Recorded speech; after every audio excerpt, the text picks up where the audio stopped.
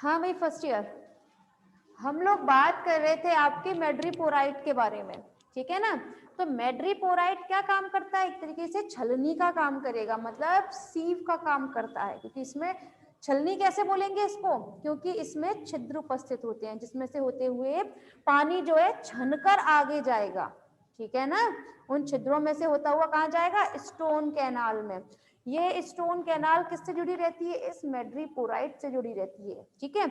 और इसका अंतिम सिरा जुड़ा रहता है इस रिंग कैनाल से। ये रिंग देख रहे हैं ना, वलय जैसी संरचना जो है, तो ये किससे जुड़ी रहती है, आपकी रिंग कैनाल से जुड़ी रहती है। रिंग कैनाल पर उपस्थित और भी संरचनाएं होती हैं जिसे हम बोलते हैं टीडमांस बॉडी एंड पॉलन वेसिकल। देखिए ये जो है आपका टीडमांस बॉडी एंड पॉलियन वेसिकल, ठीक है ना। ये तो ये किस पर उपस्थित है, इस रिंग कैनाल पर उपस्थित है। अब जल जो है वो आपका मैड्रीपोराइट में गया, मैड्रीपोराइट से छना, ठीक है ना, छलनी का काम किया उसने। छनते हुए कहाँ जाएगा, स्टोन कैनाल में। स्टोन कैनाल से होता हुआ आपके इस रिंग कैनाल में, रिंग कैनाल से आगे की तरफ जाएगा, यहाँ इसे हम बोलते हैं रेडियल कैनाल। क्या बोलते हैं इसे हम, रेडियल कैनाल बोला जाता है। रेडियल कैनाल में गया जल, ठीक है। यहां से जाने के बाद अब ये रेडियल कैनाल ये भी है आपकी, है ना। अब ये जाएगा यहाँ पर, ये चीज जो देख रहे हैं ना, ठीक है। अब मैंने क्या किया, इतने पोर्शन को उठाया है यहाँ पर एक बड़े रूप में दिखा दिया, ठीक है। समझ आया होगा इतनी चीज तो, ठीक है। वहीं रेडियल कैनाल से जल कहाँ जाएगा, इस लेटरल कैनाल में। ये क्या है, लेटरल कैनाल, मतलब पार्श्व नाल इसे हम हिंदी में बोलते हैं, ठीक है। ये क्या है आपका, लेटरल कैनाल। अब जल जो है कहाँ गया, लेटरल कैनाल में गया, ठीक है। लेटरल कैनाल से होता हुआ ये पूरा है आपका ट्यूब फीट, ठीक है। ट्यूब फीट मतलब नालपात, नालपात के 3 भाग बताए थे, ठीक है। पहले यहाँ समझ लो, वो तो पढ़ लो के बाद में भी, ठीक है। इसके 3 भाग बताए थे। First is ampulla, second is podium and third is sucker, ठीक है। अब जल जो है लेटरल कैनाल से होता हुआ कहाँ जाएगा, एम्पुला में जाएगा पहले, ठीक है। अब यहाँ रुकते हैं थोड़ी देर के लिए। इस लेटरल कैनाल और एम्पुला, इन दोनों के बीच में एक कपाट पाया जाता है। कपाट समझते हैं आप, वॉल्व जिसे हम बोलते हैं इंग्लिश में, कपाट समझते हैं। क्या होता है कपाट,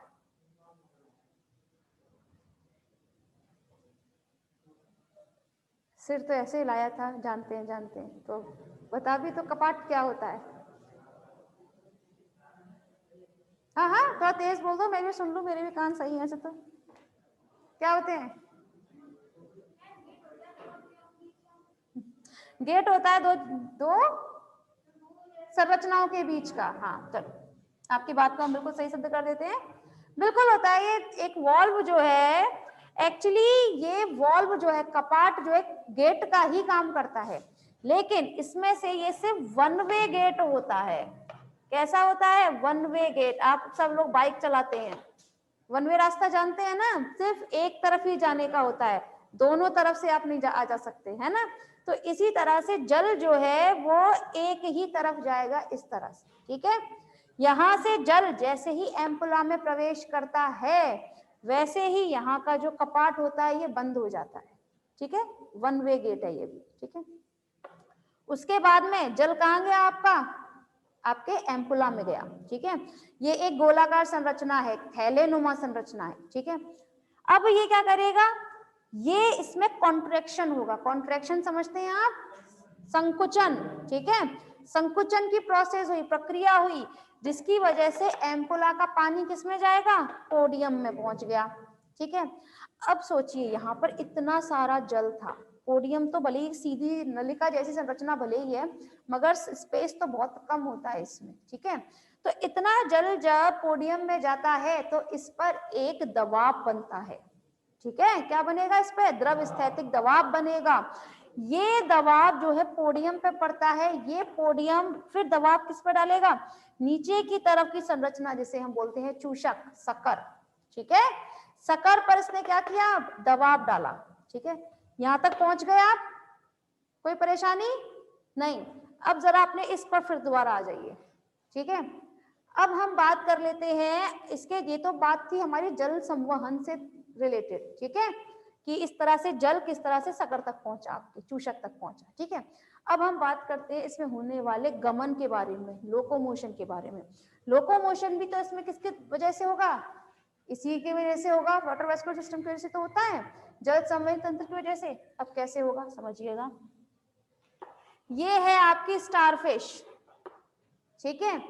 अब इसकी भुजाएं जो है 5 भुजाएं होती हैं इस पर, ये जिस भी तरफ गमन करना चाहता है अपनी एक भुजा को उठाकर उस तरफ ऐसे बढ़ा देता है, ठीक है। अब इसने फिर सोचिएगा, ये इस तरह से पड़ी हुई थी स्टारफिश, इसे गमन करना था इस डायरेक्शन में, इसकी जो 5 भुजाएं होती है वो किसी भी तरफ गमन कर सकती है, ये है ना, 5 भुजाएं हैं तो सपोज कीजिए इसको आगे की तरफ गमन करना था, तो ये अपनी एक भुजा को उसी तरफ बढ़ा देता है, ठीक है।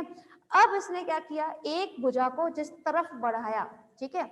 अब मैड्रीपोराइट में जल आया, यहाँ से छनते हुए स्टोन कैनाल, स्टोन कैनाल से रिंग कैनाल, रिंग कैनाल से रेडियल कैनाल, रेडियल से लेटरल कैनाल, लेटरल से एम्पुला, पोडियम, शक्कर, चूषक तक पहुंच गया अब, ठीक है।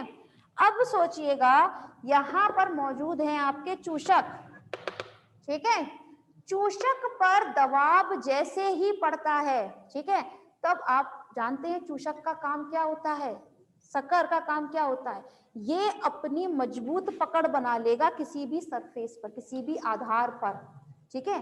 क्यों बना लेगा, क्योंकि इस पर इस वक्त दबाव बहुत ज्यादा है जल का, ठीक है ना।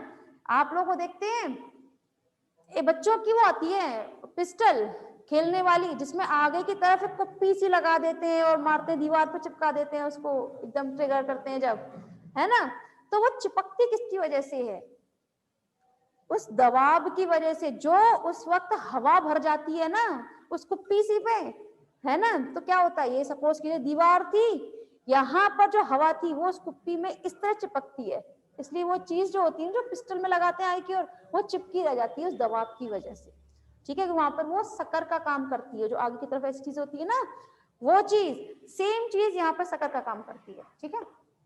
इस पर दबाव बना चूंकि जल का, ठीक है, तो ये किसी आधार पर चिपक जाती है, ठीक है। अब सपोज कीजिए इसको अब अभी आगे की तरफ और बढ़ना है, ठीक है, आपके स्टारफिश को, तो ये अपनी किसी दूसरी भुजा को आगे की तरफ बढ़ाएगी, ठीक है। आगे की तरफ बढ़ाते ही क्या होगा, यहाँ पर जो जल आया था, ठीक है, अब वो इसी डायरेक्शन में लौट के जाएगा, ठीक है। अब वो किस तरह लौट कर जाएगा, यहाँ पे शक्कर पे था बहुत ज्यादा दबाव, शक्कर से पोडियम, पोडियम से एम्पुला, एम्पुला से लेटरल कैनाल, अब रुक जाना, शक्कर ने जैसे ही यहां से जल पोडियम में गया तो जाहिर सी बात है शक्कर पर पड़ने वाला दबाव कम हो गया, कम हो जाएगा, दबाव जैसे ही शक्कर पे कम होता है वैसे ही वो आधार को छोड़ देगा, क्योंकि पकड़ा ही उसने किस वजह से, किसके लिए चिपका था वो आधार पर, इस दबाव की वजह से जो शक्कर पे पड़ रहा था। अब वो दबाव ही नहीं रहा तो ऑब्वियसली सी बात है कि वो तो अपने आधार को छोड़ ही देगा फिर, ठीक है। तो इस प्रकार से स्टारफिश जो है वो नालपाद की मदद से गमन करती है, ठीक है। किसी को परेशानी वाटर वेस्कुलर सिस्टम या फिर गमनांग में, इसमें गमन समझ में आया, स्टारफिश में होने वाला गमन समझ में आ गया बेटा, गुड। चलिए अब बात कर लेते हैं इसमें, जब हम लोग बात करें इसके पोषण के बारे में, ठीक है, ये रफ कर देते हैं, है ना।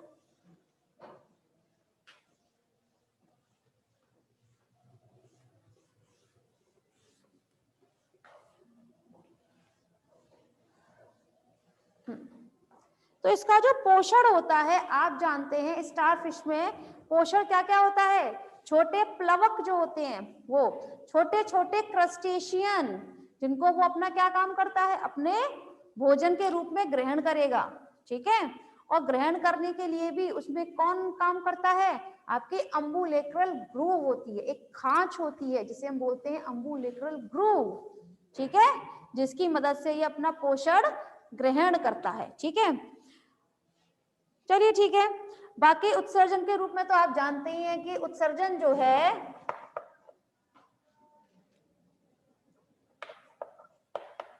एक्सक्रीशन के लिए अगर बात करें तो ये अमोनोटैलिक होते हैं।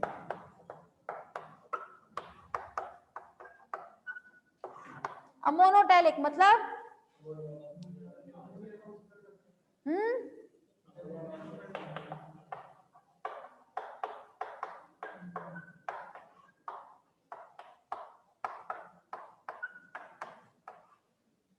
ठीक है, तो कोई परेशानी है नहीं, ठीक है। तो क्लास क्या कंप्लीट होता है आपका एस्टेरियाज, ठीक है। अब हम लोग बात करेंगे आपके नेक्स्ट एनिमल के बारे में, दैट इज अ हेमिकॉर्डेटा।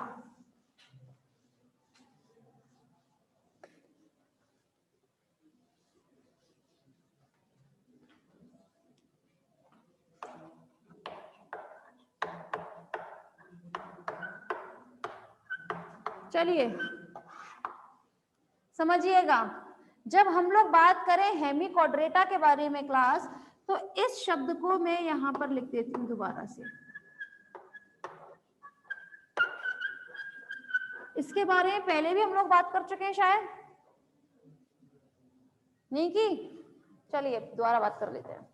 जब हम लोग बात करें हेमिकॉर्डेटा के बारे में, तो इस शब्द को मैं दो भागों में विभक्त करती हूँ। तो दो शब्द देखने को मिलेंगे, हेमी और कॉर्डेटा, ठीक है। हेमी मतलब होता है हाफ, ठीक है। कॉर्डेटा मतलब होता है क्वाड्रेट, मतलब कशेरुकी, ठीक। अब यहाँ बात आती है हाफ, हाफ मतलब आधा।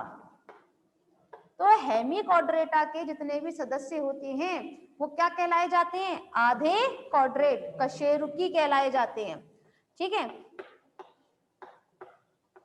चलिए अब यहाँ पर रुकते हैं थोड़ी देर के लिए। पहले मुझे कशेरुकी के कुछ लक्षण बताइए। कशेरुकी तो हम कंप्लीट करवा चुके हैं भाई। कशेरुकी के बारे में मैंने कहा था 3 लक्षण आपके टिप पर होने चाहिए, क्योंकि जूलॉजी में ये तो आपसे पूछा ही पूछा जाएगा कशेरुकी के लक्षण, और पता भी होने चाहिए भाई। जूलॉजी पढ़ रहे हैं तो कशेरुकी के बारे में पता नहीं होना चाहिए क्या?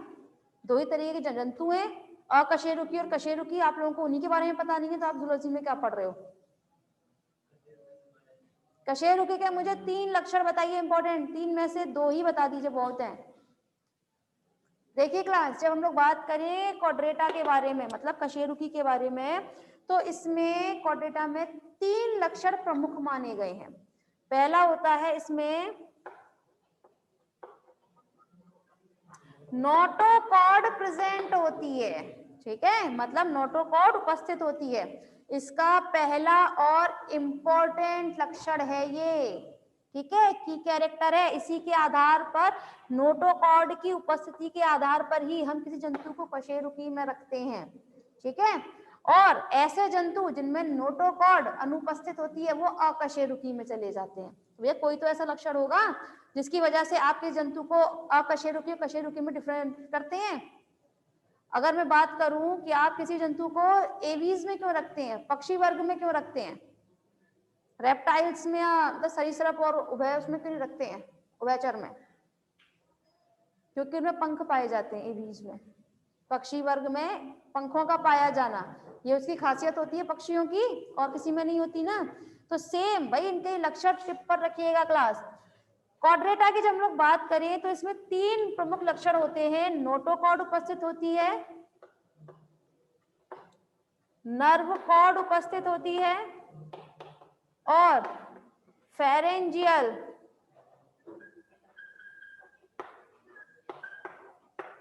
गिल स्लिट, गिल स्लिट मतलब क्रोम दरारें, ठीक है ना।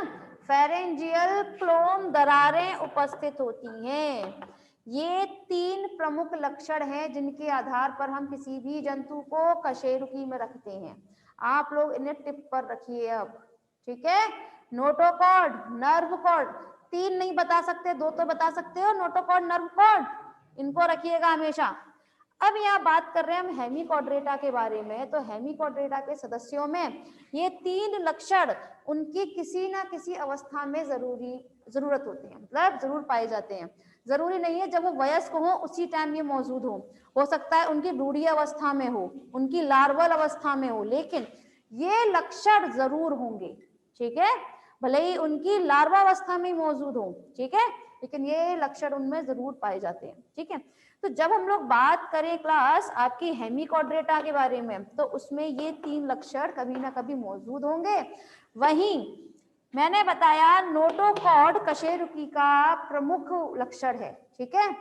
तो नोटोकॉर्ड जो है वो कहाँ से स्टार्ट होता है? हेमिकॉर्डेटा से स्टार्ट होता है। इससे पहले मैंने किसी में भी जब अकशेरुकी की बात की थी, नॉन कॉर्डेट की, उसमें नोटोकॉर्ड का जिक्र भी नहीं किया था, है ना। तो मैं ये कहूं कि हेमिकॉर्डेटा के सदस्यों में प्राथमिक प्रकार की नोटोकॉर्ड पाई जाती है। प्राथमिक प्रकार की नोटोकॉर्ड पाई जाती है, जिसे हम क्या बोलते हैं? स्टोमोकॉर्ड, ठीक है। क्या बोलते हैं? स्टोमोकॉर्ड के नाम से जानेंगे, पहली बात। दूसरी बात, ये कभी कभी 1 नंबर में आ जाता है। स्टोमोकॉर्ड किस में पाई जाती है? कशेरुकी, अकशेरुकी, हेमिकॉर्डेटा या फिर किसी में भी नहीं, ठीक है। तो आप लोगों को पता होना चाहिए स्टोमोकॉर्ड सिर्फ और सिर्फ हेमिकॉर्डेटा में ही पाई जाती है, ठीक है। कॉर्डेटा में भी पाई नहीं जाएगी। क्यों? क्योंकि स्टोमोकॉर्ड मतलब होता है प्राथमिक प्रकार की नोटोकॉर्ड, इसलिए। समझ में आया? क्लियर? मैम आगे पढ़ाने लायक टाइम है? डायग्राम बनेगा नहीं? ठीक है क्लास, तो फिर आज के लिए बस इतना ही। हेमिकॉर्डेटा के बारे में हम लोग कल बात करते हैं, ठीक है मैम। समझ में आया फर्स्ट ईयर? आज का लेक्चर समझ में आया था?